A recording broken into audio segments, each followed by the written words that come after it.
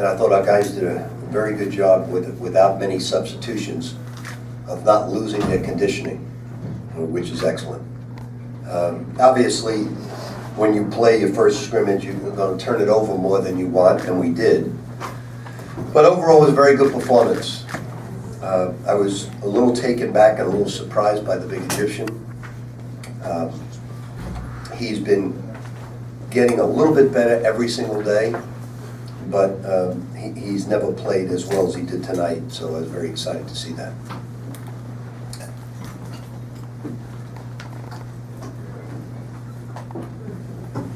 Montrez seems to have a new toy, that three-point shot. How do you like that? He's been shooting it well. What I told him was, look, you worked very hard on it with individual instruction for 2 years.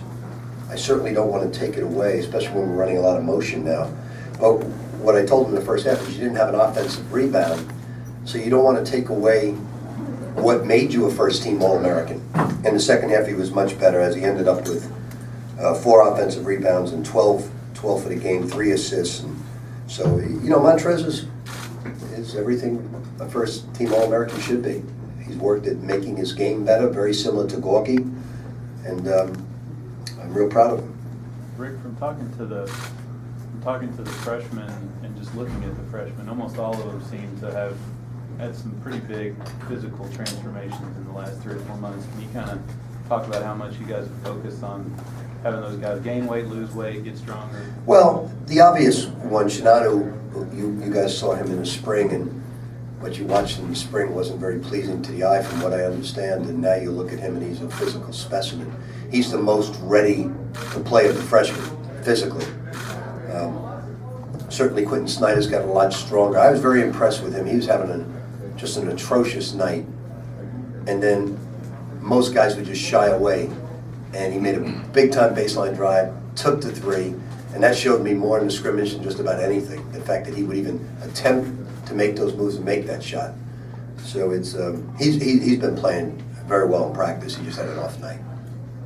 Before the game, you were talking about Terry Rozier's professionalism. I wonder if you could elaborate on that, what you see and why he stands out so much in that regard. Well, you know, the culture of the young people today are to act almost unprofessional in practice. They lose their focus, they get distracted, and Terry is kind of an amazing freshman, and he's also an amazing sophomore. Since the first day he arrived, he steps on the court as if he's a 10-year NBA veteran, with the way he doesn't trash talk. He just carries about his business in a workmanlike way, and he just looks to get better. And he's really one of the easiest guys to coach I've ever had. He knows he's very good, but he doesn't show big ego. And he's a kid that it's as if he's from the hood, but he has the hood toughness, but he acts like a total gentleman in the way he plays. You know, he just looks up to so much Dwayne Wade. He tries to talk like him, walk like him, and you know, he feels Dwayne Wade is a consummate professional, and he tries to act just like D. Wade. He was saying that he felt last year playing with Russ that he spent a lot of time kind of on the wing waiting, Yeah. and not as aggressive as we saw today. How do you see his role expanding? I think both Chris and Terry deferred to Russ, and rightfully so. Russ was the first-team All-American, and Russ can, although we all love Russ, sometimes because he's so spontaneous, you're not sure what to do. And where Chris and Terry are a little bit more, you know sort of what they're going to do. And that's, look, there are a lot of great backcourts in college basketball, and I won't say we're the best backcourt, but I don't think I would take anybody over these 2 guys. They're both terrific. Coach, can you just talk about overall how you think both teams came out and played in front of I thought they played remarkably well for a first scrimmage. I mean, there's a lot of, we're not as deep as we've been. We're younger than we've been. We certainly are losing a big-time shooter in Luke Hancock with the chips on the line. There's no better guy in the game than Cool Hand Luke. You know, and certainly Russ was as dynamic a player as we've had. And then, so we've lost guys that are the winningest class in the history. So we got to not only restart, we want to rebuild in a month, not a season. So we got to rebuild our culture as well as rebuilding our fundamentals and our offenses and our defenses, because we have 6, 7 new players. Even Okoye has not played; he's always been hurt. Jalen hasn't been here all summer, and then he was out the entire first part of practice. So we're starting new. We've got 4 absolutely terrific basketball players, and then Mango and Anton are very, very good as well. And Shinano is ready to play as a freshman, and I haven't seen Anas play that well up until the last 2 days, yesterday's practice and today. He surprised the heck out of me.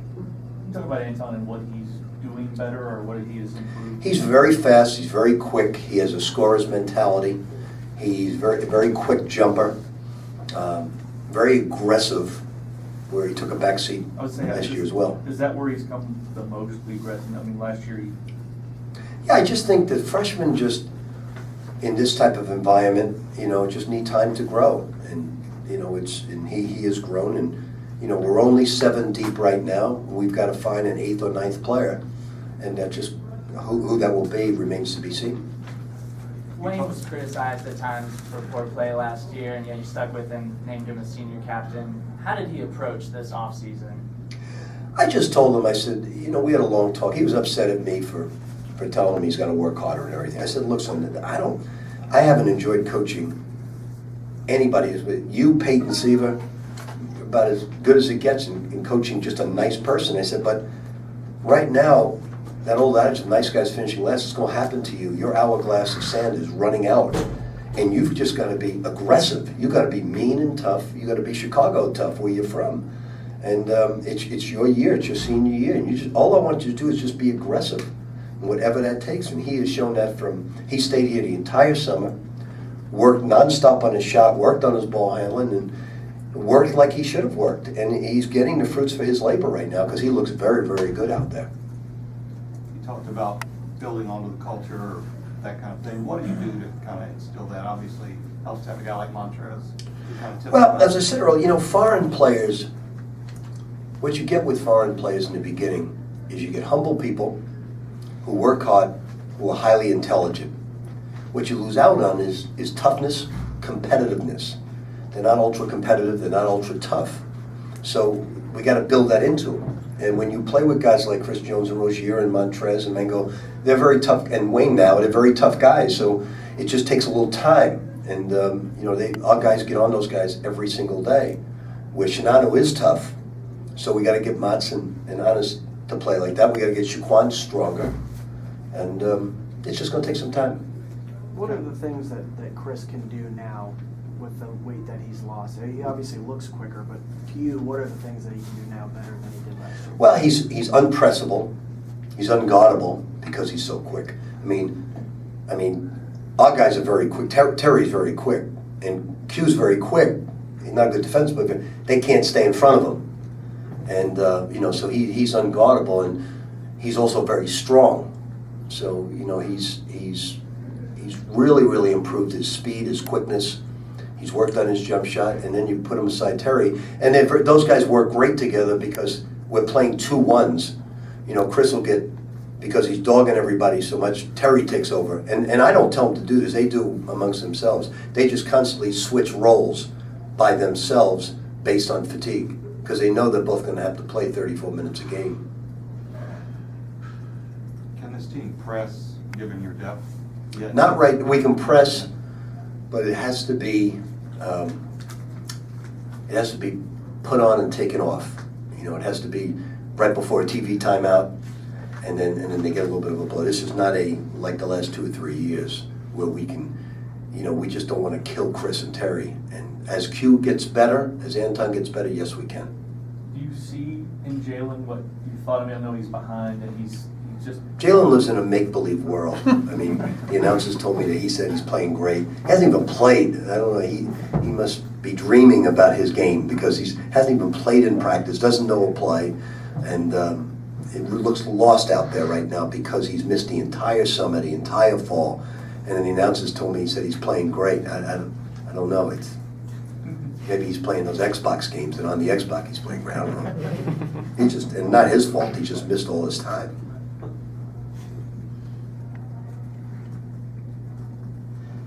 Next week's scrimmage, I'm hoping that, I'm not sure if I'll change the teams. Tonight's scrimmage was much closer than the first one we had, a private scrimmage we had. I may move Chris to the other team and get Chris and Montrez off the team together and see how that goes. Let Terry play a little bit with the other guys. Do you see Anton, is his handle where it needs to be in terms of possibly being playing the point a little bit? You know, I see the same thing with all lefties.